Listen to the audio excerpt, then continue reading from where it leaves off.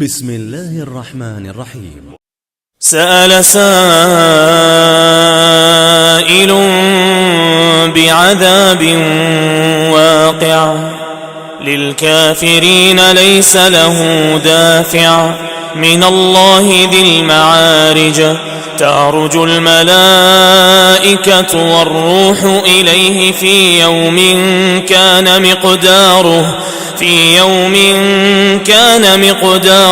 50,000 سنة فاصبر صبرا جميلا إنهم يرونه بعيدا ونراه قريبا يوم تكون السماء كالمهل وتكون الجبال كالعهن ولا يسأل حميم حميما يبصرونهم يود المجرم لو يفتدي من عذاب يومئذ ببنيه وصاحبته وأخيه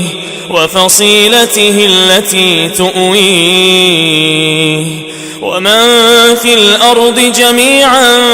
ثم ينجيه كلا إنها لظى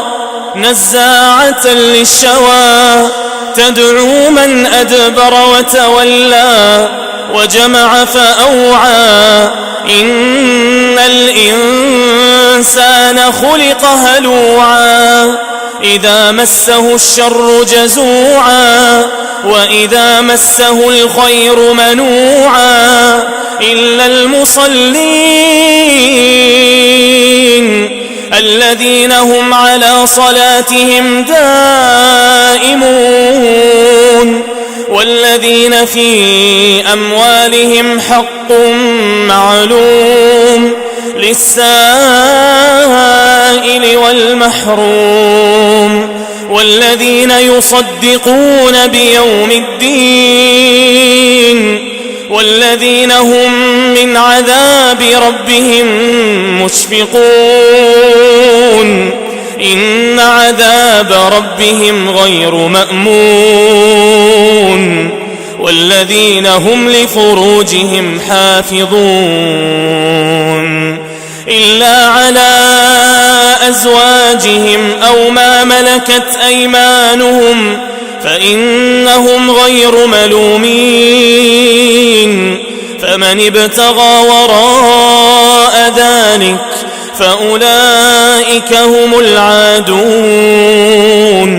والذين هم لأماناتهم وعهدهم راعون والذين هم بشهاداتهم قائمون والذين هم على صلاتهم يحافظون أولئك في جنات مكرمون فما للذين كفروا قبلك مهطعين عن اليمين وعن الشمال عزين أيطمع كل امرئ منهم أن يدخل جنة نعيم كلا إنا خلقناهم مما يعلمون فلا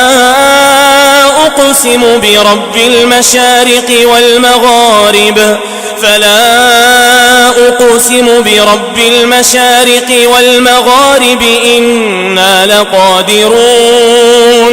على أن نبدل خيرا منهم وما نحن بمسبوقين فذرهم يخوضوا ويلعبوا حتى يلاقوا يومهم الذي يوعدون يوم يخرجون من الأجداث سراعا كأنهم إلى نصب يوفضون خاشعة